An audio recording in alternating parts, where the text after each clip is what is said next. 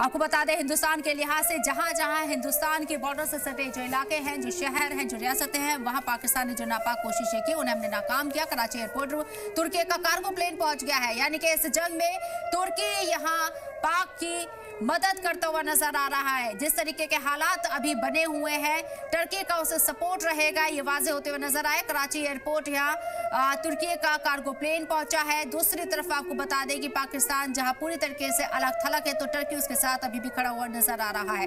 दहशतगर्द के मुद्दे पर तमाम दुनिया पाकिस्तान के खिलाफ एकजुट नजर आ रही है। लगातार अपडेट्स यहाँ अमेरिका को भी दी जा रही है, इसके साथ साथ जर्मनी को भी दी गई है और दीगर ममालिक को भी दी गई है।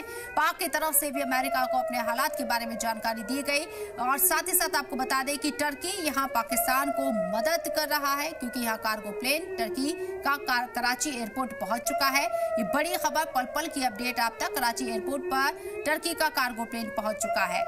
तो सीधे तौर पर पाकिस्तान के साथ अगर कोई खड़ा हुआ नजर आ रहा है, जिस तरीके से चाइना ने भी ये दम भरा है कि पाकिस्तान को अकेला नहीं छोड़ेंगे, किसी भी सूरत हाल में पाकिस्तान के साथ खड़े रहेंगे, तो टर्की की तरफ से पूरी तरीके से मदद देने का ऐलान पहले ही किया गया है और अब इसकी तस्वीरें भी सामने आना शुरू हो गई हैं।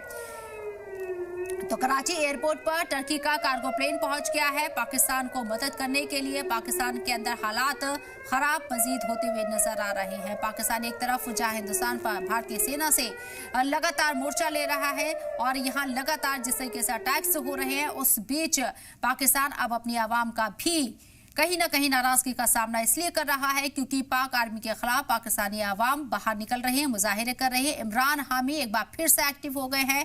अडियाला जेल तोड़ने की कोशिश की जा रही है, पल पल की अपडेट आप तक पहुंचा रही हैं। अब तक क्या हुआ है एक बार फिर से आपको बताते हैं कि पाकिस्तान ने हमारे 3 रियासतों के अंदर 11 शहरों को निशाना बनाया। हमने उसका माकूल जवाब दिया और कई बड़े धमाके पाकिस्तान के अंदर हुए हैं।